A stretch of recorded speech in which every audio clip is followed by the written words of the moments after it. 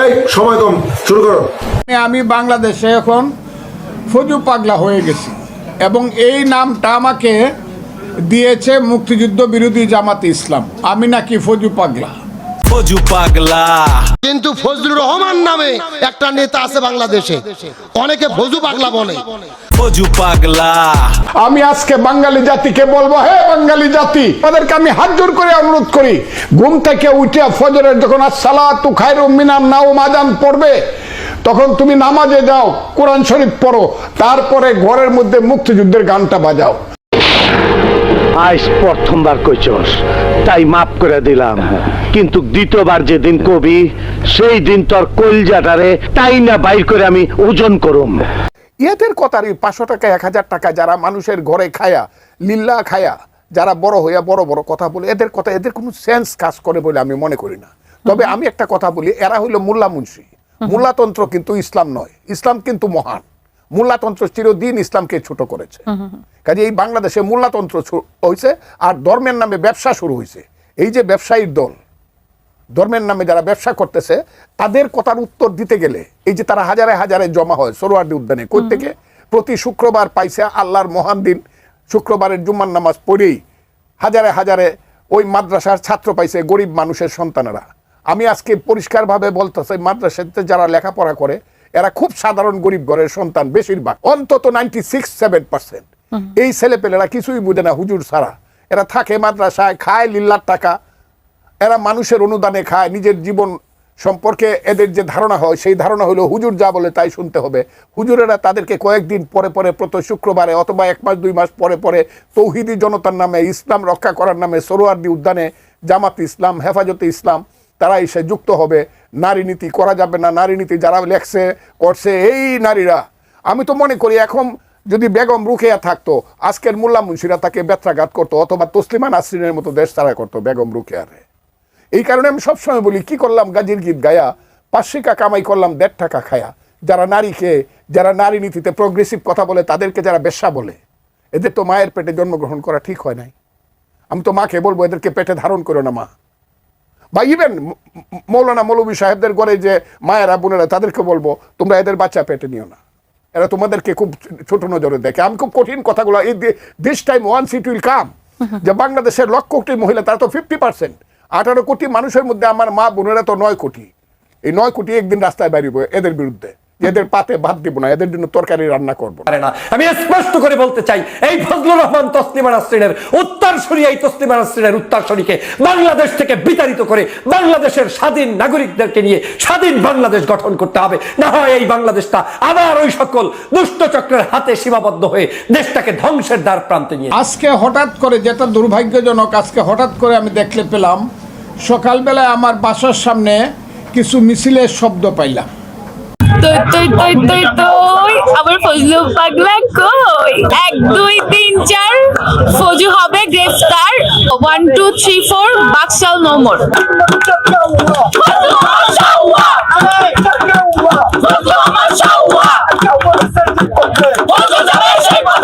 এই ফজলু পাগল ভুল করলাম, বল কি হলো বস? কি বল? আমি নাকি ফজু পাগলা। এবং প্রথমে এই কথাটা বলেছে মুফতি আমির হামজা নামে একজন লোক। পাগল তো বাইরে থাকলে সমস্যা। ওদিকে কিশোরগঞ্জে একজন আছে, তার নামই পড়ে গেছে ফজু পাগলা।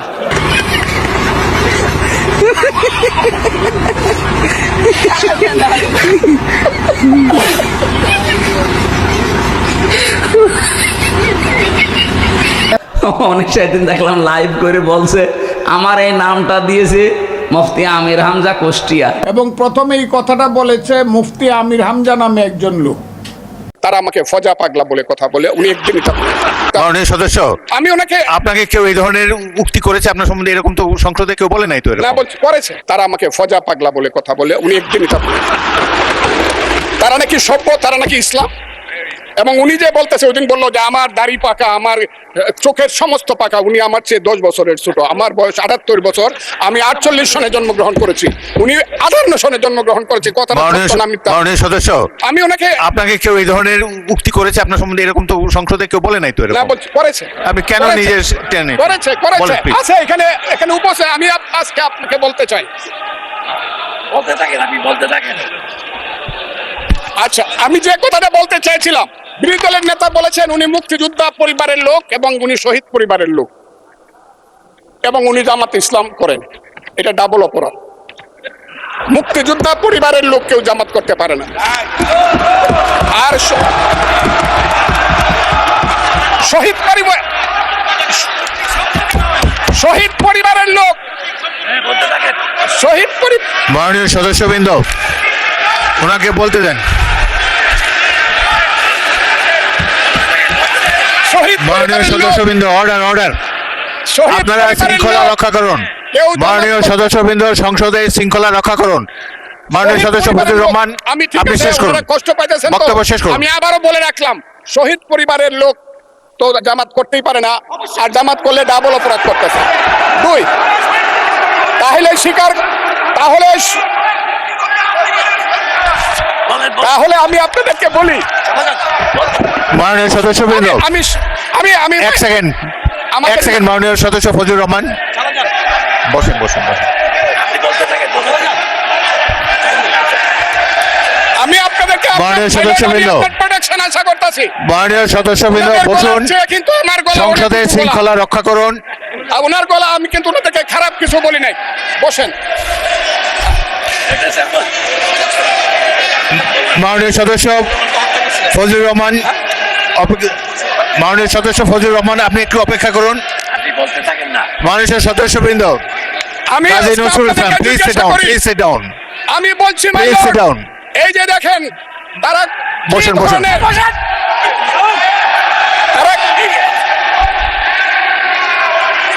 তারা কি ধরনের আচরণ করছে, আচ্ছা আজকে তাদেরকে মাননীয় সদস্যবৃন্দ, তাদেরকে আমি মাননীয় সদস্যবৃন্দ, একটু মনোযোগ দিয়ে আমার কথাটি শোনার চেষ্টা করুন।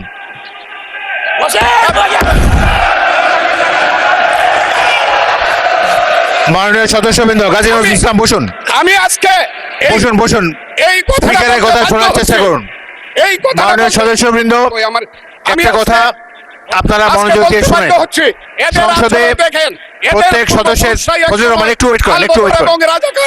মাননীয় সদস্য ফজলুর রহমান ওয়েট করেন, hold on for a second, একটু অপেক্ষা করুন। আমাদের নেতা জিয়াউর রহমানকে পাইলো এরা হত্যা করতো 16 ডিসেম্বরের আগে। মাননীয় সদস্য ফজলুর রহমান অপেক্ষা করুন, আমার শেষ, আমাকে হোল্ড অন ফর 2 মিনিটস। দেখেন ডিস্টার্ব, আমি আর তাদেরকে বল, ফজা পাগলা ভুয়া মুক্তিযোদ্ধা, প্রমাণ আছে, আজকে প্রমাণ করে দেবো। আমি 1971-এর ঘটনাকে মুক্তিযুদ্ধ বলি না, কারণ যেই যুদ্ধে আমাদের মুক্তি ঘটে না তার মুক্তিযুদ্ধ বলাটা ভণ্ডামি। আর আরেক রাষ্ট্র এসে আমাদের মুক্ত করে দিয়ে যেতে পারে না, তাই তো ঘটিছে, তাই না? 1971-এ এখন কইতে পারে 1971-কে আমরা তাহলে কি বলবো? সবচেয়ে ভালোভাবে বলা সম্ভব বাংলাদেশের জন্ম। এই বাংলাদেশের জন্ম ইতিহাসের অংশ, এই জন্মকে আমাদের জাস্টিফাই করতে হবে, তাইলেই বাংলাদেশ রাষ্ট্র টিকবে। না হলে বাংলাদেশ টিকে থাকার মোরাল অথরিটি থাকবে না, নৈতিক যে অথরিটি সেটা থাকবে না। যাই হোক, সেই আলাপ আমি পরে করবো, আজকে না। আজকের আলাপটা একটু মুখরোচক টাইপের, 1971 নিয়ে, মুক্তিযোদ্ধাদের বীরত্ব নিয়ে ফাপা আর মিছা কথা কিভাবে ধরতে হয় সেটা দেখাই দেবো। আজকের টেস্ট কেস হচ্ছে ফজা পাগলা, আর ফজা পাগলা যে প্যাথোলজিক্যাল লায়ার সেটাও দেখাই দেবো। আসেন আলোর বাস্তে শুরু করি। ফজা পাগলা একটা সাক্ষাৎকার দিছে বেকাত্তর টিভিতে, রণাঙ্গনের স্মৃতি এই সিরিজে তারে আনিছিল। শফিক আহমেদ এটা এই অনুষ্ঠান করতো।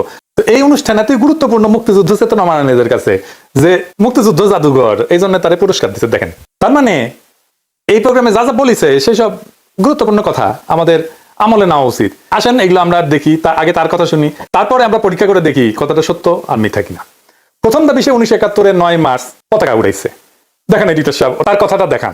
আমি কিশোরগঞ্জে 9 মার্চ পতাকা উড়ালাম, 10 মার্চ কিশোরগঞ্জ শহরে রইলাম, 11 মার্চ আমি ইটনা আমার গ্রামের বাড়িতে চলে গেলাম। আচ্ছা এবার আসেন দেখি কিশোরগঞ্জে কে কবে স্বাধীন বাংলাদেশের পতাকা উড়াইছিল। 1971 সালের 6 মার্চ অকুতোভয় ছাত্রনেতা কামরুজ্জামান কমরু কিশোরগঞ্জে সর্বপ্রথম স্বাধীন বাংলাদেশের পতাকা উত্তোলন করেন। কিশোরগঞ্জে পতাকা উড়ানো হয়েছে 6 মার্চ, 9 মার্চ না। আর সে উড়ায় নাই। এইটা সাহেব একটা স্কোর কার্ড করেন না পাশে, শেষে দেখুন ওই পাস করিছে না ফেল করিছে, লেখেন পতাকা উড়ানোর দাবি, নাম্বার কত দিমু? 2 0, লাড্ডা গোড্ডা। আসেন পরের দাবি কি তা দেখি। তারপরে সে কয় যে 11 মার্চে গ্রামের বাড়ি যায়, ইট না, থানা গিয়ে বলে অস্ত্র দিয়ে দিতে হবে। 2 থেকে 250 ছাত্র নিয়ে নাকি ট্রেনিং করায় আনসার কমান্ডার দিয়া। পরে কইছে এটাই তার একমাত্র ট্রেনিং এবং এটাই তার কমপ্লিট ট্রেনিং আর কি, আনসারের ট্রেনিং দিয়া মিলিটারি যুদ্ধ করেছে। যাই হোক, এবং সেই ইটনায় গিয়ে আমি ওসি সহ সমস্ত পুলিশকে বললাম অস্ত্র সব দিয়ে দিতে হবে, এবং ইটনার মাঠে তৎকালীন আনসার কমান্ডারদের নেতৃত্বে আমরা ট্রেনিং দিতে শুরু করলাম। এবং সেই সংখ্যাটা আমাদের খুব কম ছিল না, প্রায় 2 থেকে 250 ছাত্র বা যুবক আমরা ট্রেনিং দিলাম ইটনার মাঠে। আমি আমার জীবনের প্রথম যুদ্ধটা করেছিলাম, ওই যে ইটনাতে যে ট্রেনিংটা দিলাম সেই ট্রেনিংটা আমার সম্পূর্ণ ছিল ট্রেনিং একটা। তো মুক্তিযুদ্ধে ইটনা উপজেলা এই শিরোনামে মুক্তিযুদ্ধ জ্ঞান কোষের প্রথম খণ্ডে এই ট্রেনিং এর কথা নাই। যদিও এই ফজা পাগলা সম্পর্কে বলা হয়েছে সে মুক্তিযুদ্ধের অন্যতম প্রধান সংগঠক। তাহলে এডিটর সাহেব ইটনা ট্রেনিং করানোর দাবির পক্ষে কোনো প্রামাণ্য রেফারেন্স বইয়ে এভিডেন্স নাই, তাহলে এটিও সে লাড্ডা গোড্ডা দেন। এডিটর সাহেব 2-0 কি আর করবেন, যা দিবেন হাতে তাই যাবে সাথে। এরপরে সে বলতেছে 21, 22 এবং 23 জুন সে তামাবিল জাফলং এ মীর শওকতের আন্ডারে যুদ্ধ করেছে। সে ছিল ডাউকিতে, নিজেই কইছে। দেখেন এডিটর সাহেব এই অংশটা। মেজর মীর শওকত আলীর নেতৃত্বে প্রথম আমি জাফলং এবং তামাবিলে একটা যুদ্ধ করি। পাকিস্তানি হানাদার বাহিনী জাফলং তামাবিলে ছিল, আর আমি ছিলাম ভারতের শিলংয়ের কাছে ডাউকির পারে। 3 দিন এখানে যুদ্ধ করেছিলাম। সেটা ছিল 21, 22, 23 জুন। সেই যুদ্ধ আমার প্রথম যুদ্ধ।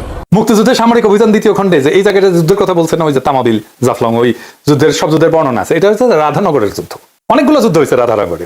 এই অঞ্চলটা মীর শওকতের 5 নম্বর সেক্টরের অন্তর্ভুক্ত ছিল। ফজার দাবি অনুযায়ী সে মুজিব বাহিনীর সদস্য ছিল। দেখান এডিটর সাহেব, দেখান যে মুজিব বাহিনীর সদস্য। মুজিব বাহিনীর সদস্যরা দেশে ঢোকার আগে দেশ স্বাধীন হয়ে যায়। দেশের একটা ক্ষুদ্র অংশ পার্বত্য চট্টগ্রাম দিয়ে ঢোকে শেষ দিকে। তো ফজা ডিসেম্বরের 2য় সপ্তাহে ফজার কোনোভাবেই মীর শওকতের সেক্টরে যুদ্ধ করার সম্ভাবনা নাই, তাও তর্কের খাতিরে ধরি যে করছে। তাও তার বলা তথ্যই ভেরিফাই করি। আসেন মুক্তিযুদ্ধের সামরিক অভিযান 2য় খণ্ড থেকে পড়ি। রাধানগর কমপ্লেক্সের গুরুত্ব সিলেট তামাবিল ডাউকি সড়কের অবিভাজ্য ভারতীয় উপমহাদেশে ইংরেজ শাসনামল থেকেই যথেষ্ট গুরুত্ব বহন করে আসছে। ভারতের আসাম, মেঘালয়, মণিপুর, নাগাল্যান্ড, মিজোরামের সাথে স্থলপথে বাংলাদেশের ব্যবসা বাণিজ্য ও যাতায়াতের একমাত্র যোগাযোগ মাধ্যম হচ্ছে এ সড়কপথ। 2য় বিশ্বযুদ্ধে মিত্রবাহিনী বার্মা ফ্রন্টে যুদ্ধ পরিচালনাতেও এ সড়কটি একটি গুরুত্বপূর্ণ ভূমিকা পালন করেছে। সামরিক দিক থেকে সিলেট তামাবিল সড়কটি নিজেদের আয়ত্তে রাখতে পারার অর্থ অনেকাংশেই ছিল সিলেটের প্রতিরক্ষা নিশ্চিত করা। এ কারণেই সিলেট তামাবিল সড়কটি যে কোনো বড় আক্রমণ থেকে রক্ষা করার জন্য পাকিস্তানিরা সিলেট শহর থেকে তামাবিল বিওপি পর্যন্ত সব গুরুত্বপূর্ণ জায়গায় সুদৃঢ় প্রতিরক্ষা ব্যবস্থা গড়ে তুলেছিল। প্রতিরক্ষা অবস্থানগুলোর মধ্যে রাধানগর অবস্থানটি ছিল গুরুত্বপূর্ণ। কেননা মুক্তিবাহিনী কিংবা ভারতীয় বাহিনী যদি সিলেট তামাবিল সড়কের রক্ষণ ব্যবস্থা ফাঁকি দিয়ে সিলেট শহর পর্যন্ত পৌঁছে যায়, সে পরিস্থিতিতে রাধানগর থেকে অতি সহজে অল্প সময় সিলেট ডাউকি সড়কপথে যে কোনো অবস্থানে আক্রমণ করা যায়। এই ডাউকি ঘাট অঞ্চলের অবস্থান দখল করে রাখার জন্য রাধানগর ছিল একটা গুরুত্বপূর্ণ জায়গা। সহজ ভাষায় রাধানগরের অবস্থানটা সিলেট তামাবিল ডাউকি শিলং মহাসড়কের এতই কাছে ছিল যেখান থেকে যে কোনো ধরনের বড় ধরনের বিপর্যয় ঘটানো সম্ভব ছিল। আর সেই লক্ষ্যে দীর্ঘ 8 মাস ধরে পাকিস্তানিরা রাধানগরের চারিদিকে এক বিস্তৃত এলাকা জুড়ে একটা শক্তিশালী সুসংহত প্রতিরক্ষা ব্যবস্থা গড়ে তুলেছিল। 21, 22 কোনো যুদ্ধ হয় নাই। 23 জুন পাকিস্তানিরা আক্রমণ করে রাধানগর দখলে নেয়। তো উই তালে যুদ্ধ করেছে, তাহলে তা হারিছে। কিন্তু 21, 22 যুদ্ধ হয় নাই। 27 জুন মুক্তিবাহিনীরা আক্রমণ করে কিন্তু পরাজিত হয়ে পশ্চাৎপসরণ করে।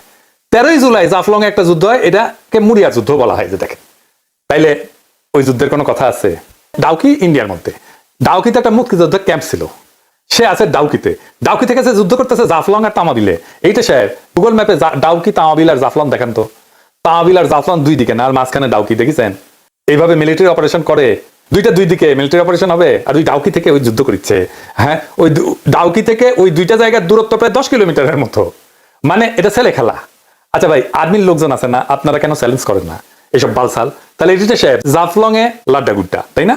শূন্য। এইবার আসেন করিমগঞ্জ আর তরাইল থানা মুক্ত করা। এইটা সাহেব দেখান কি কইছে আগে। আমরা করিমগঞ্জ থানা, তারাইল থানা আমরা দখল করলাম, তাদের সমস্ত অস্ত্র নিলাম, তারাইল থানা মুক্ত করলাম, করিমগঞ্জ থানা মুক্ত করলাম। ভিতরে এই যুদ্ধগুলো আমাদের করতে হয়েছে। করিমগঞ্জ থানাকেও মুক্ত করে নাই। 14 ডিসেম্বর তারা রাজাকাররা সাইডে চলে যায়, তারপরে পুরো করিমগঞ্জ মুক্ত হয়ে যায়। এটাকেও মুক্ত করে নাই। তাইলে এখানেও লাড্ডা গুড্ডা। করিমগঞ্জ থানা লাড্ডা গুড্ডা। তরাইল থানা মুক্তিযুদ্ধ জ্ঞান কোষে তরাইল থানা মুক্ত করার যুদ্ধের কথা আছে, সেটাও আছে। তরাইল থানা পাক হানাদারদের সঙ্গে মুক্তিযুদ্ধতে 3 বার যুদ্ধ হয়। একবার তারা দখল করার পরে পাক বাহিনী আবার এটা যে পাল্টা দখল করে নেয়। অক্টোবর মাসের প্রথম দিকে মুক্তিযোদ্ধারা থানা দখল করে, নভেম্বর মাসের শেষ দিকে হানাদাররা আবার তা দখল করে নেয়। 14 ডিসেম্বর মুক্তিযোদ্ধারা পুনরায় দখল করে স্বাধীন বাংলার পতাকা উত্তোলন করে, একেবারে স্বাধীন হয়ে যায়। ওই কইছে আর নাকি যুদ্ধই করা লাগেনি, ফায়ার বললেই নাকি পলাই যেত। তরাইল থানা দখলে 3 বার যুদ্ধ করতে হয়েছে। ফায়ার বললে কেউ পলায় যায় নাই। ফায়ার বললে থানা ছেড়ে পলায় যাইতো। সে আসতেছে শুনলে নাকি ক্যাপতো। দুনিয়া কেউ শুনেছেন একটা গেরিলা অপারেশনে যাওয়ার আগে জানায় অপারেশনে যায় কেউ? তো যুদ্ধের বেশি কি জানে না। আগে সে আসতেছে এটা জানাই দিয়ে অপারেশন করে কেউ বালসাল যা বলে বাঙ্গুরা সেটা খায়, সে নাকি কান ধরে উঠবাস করে ছাইড়ে দিছে। এডিটর সাহেব শোনান। কিন্তু খুব সত্য করে বলতে গেলে বলতে হয়, আমার নাম শোনার সঙ্গে সঙ্গেই রাজাকাররা পালায় যেত। ফজলু কমান্ডার আসিতেছে এই কথাটা তাদের কাছে আগুনের মতো মনে হইতো যে কেউ বাঁচবো না, কাজে সবাই পালিয়ে যেত। কাজে কোনো থানা দখল করতেই আমাকে ওইভাবে যুদ্ধ করতে হয় নাই, খালি একটা ফায়ার বলার সঙ্গে সঙ্গে একটা ফায়ার দিলেই বুঝছে যে আমাদের জীবন হবে, রাজাকাররা পালিয়ে গেছে। ওসিদেরকে ধরে আনছি, সিউদেরকে, তখন সিউ ছিল, তাদেরকে ধরে এনেছি গাঙ্গের পারে কোথাও স্কুলের সামনে কান ধরে উঠবস করে 10টা বেতের বাড়ি দিছি, জীবনে আর কোনোদিন থানায় আসবি না, ছেড়ে দিয়েছে। তো তারাইল থানা আবার দখল নিল কেমনে পাক বাহিনী? তাহলে এখানে লাড্ডা গুড্ডা ডাবল শূন্য। এইটা সাহেব দেন ফাইনালি সবচেয়ে মজার যুদ্ধ, আসেন এটা দেখি। সে বলতেছে 9 ডিসেম্বর কালনি কুশিয়ারা এসে যুদ্ধ করছে। তার কাছে জানতে চাইছে যে তাকে কখনো এমন মনে হয়েছে যে সে আর কখনো বাঁচবে না। সে কইতেছে এই কথাটা, আগে শোনান কি কইতেছে। এটা হলো 9 ডিসেম্বর 1971 সাল, এইটা আমি বলি নাই আপনাকে। এটা হলো আমার কালনি কুশিয়ারার যুদ্ধ। মেঘনা যাকে বলে, পরবর্তী আজমিরগঞ্জ একটা নদী কালনি কুশিয়ারা হইয়া চাতলপাড়ের কাছে মেঘনায় আইসা পড়ছে। সেই কালনি কুশিয়ারার যুদ্ধে আমি 3টা স্টিমারে 179 জন পাক বাহিনী ছিল, মিলিশিয়া ছিল, রাজাকার ছিল, আমরা মাত্র 3 জন। এখনো আরেকজন জীবিত আছে, কয়েকদিন আগে আমার আরেক মুক্তিযোদ্ধা বন্ধু মারা গেছে। আমরা 3 জন, আমি ফজলুর রহমান, আমার ডেপুটি কমান্ডার নিহারেন্দু দেবনাথ, আমার আরেক সাথী আবু তাহের ঠাকুর মারা গেছে। 3 জন আমরা যুদ্ধ করি, তাদের 2 জনের কাছে 2টা এলএমজি ছিল। স্টিমার আমরা আক্রমণ করি কালনি কুশিয়ারায় 2টা এলএমজির মাধ্যমে, আমার কাছে মাত্র একটা স্ট্যান্ড গান ছিল। আমি সিগন্যাল দেওয়ার সঙ্গে সঙ্গে 2 দিক থেকে নদীর উপরে স্টিমারে ফায়ার হওয়া শুরু হইলো, একদম মাস্টার ব্রিজ উড়ে গেল। শেষ পর্যন্ত পাক বাহিনী আমার কাছে সারেন্ডার করলো। এটা ছিল আমার 9 ডিসেম্বরের যুদ্ধ। পাক বাহিনী বুঝতে পারে নাই যে আমরা 3 জন, কারণ আমি 500 লোককে লাইং ডাউন করাইছিলাম এই লাঠি দিয়া, কাজে তারা আমাদের কাছে সারেন্ডার করছিল। কি কইলো? 3টা স্টিমারে 179 জন পাক সেনা আসতেছিল, তারা 3 জনে হারাই দিছে। 2 জনের কাছে সাবমেশিন গান ছিল আর তার কাছে স্টেন গান ছিল। 179 জন এই গুলিতেই সারেন্ডার করলো। হ্যাঁ করিছে, কারণ ওই কাছে লাঠি হাতে নাকি 500 লোকের শুয়ে রাখছিল, তাই দেখে ভাবিছে যে অনেক লোক তাদের গুলি করতেছে। ট্রেনিং পাওয়ার মেয়ে 2টা এলএমজি 2 পার থেকে গুলি করতেছে, নদীর 2 পার থেকে। তারপরে মনে করবে 500 লোক গুলি করতেছে, মানে বালসাল যাবো যাবে, গাজার নৌকা পাহাড়ের চলে। পলাশের যুদ্ধ নাকি সেরা যুদ্ধ লেগে করেছিল, 5 কামানে কে শুয়ে রাখিছিল ওর সোলজারদেরকে। তো ওই রবার্ট ক্লাইভ ভাবিছে সারিছে কত কামান, কিন্তু ওর মধ্যে একজন আসলে চুলকানি, তো 5 যে হাত দিয়ে চুলকাইছে, ক্লাইভ বুঝিছে যে কেস তো খারাপ। এই চুলকানির জন্য রবার্ট সিরাজউল্লাহ হারিয়েছিল, শুনেছেন না এই গপ্প? চুলকানির ওষুধ বিক্রি করে যে সমস্ত হকার তাদের কাছে, এই গপ্প ওই ফজা পাগলা শুনেছিল, তাই শুনে আমাকে শুনেছে। আমাকে বাচ্চা কাচ্চা ভাবিছে, বাচ্চা কাচ্চারা এই সমস্ত গল্প করে, দামরা বুড়ারা এই সমস্ত গল্প করে, সেগুলো আবার শুনে কেউ কিছু কয় না। এই জন্যই এদের এত বার বাড়িছে। ইয়াল্লাহ দরবেশ বানায় দাও, আমি এই দুনিয়ার থাকুন না। তো এডিটর সাহেব পাশ করিছে, ওই করে নাই, দেখেন না যে বিশেষ বিবেচনায় পাশ মার্ক দেওয়া যায় কিনা, দেওয়া যায় না। দেখেন দরিদ্র অথচ মেধাবী, এই কোটায় দেওয়া যায় কিনা পাশ মার্ক। এই কপালটাই খারাপ রে ফজা পাগলা। বেকার তোর টিভিতে সাক্ষাৎকার দেওয়ার আগে তুই কি আলু খাইছিলু? আলু, হ্যাঁ তাই মনে হয় গোল্লা পাইছু। পরীক্ষার আগে আলু খেতে হয় না রে পাগলা, তোর কোনো দোষ নাই, দোষ আলুর। তোর আলুর দোষ আছে। এবার ফুট মুক্তিযুদ্ধের দোষ চাইতে আসিস না, তোর ভগন্দর হান্দাই দিব মুক্তিযুদ্ধ। এবার কে আসবে মুক্তিযুদ্ধ?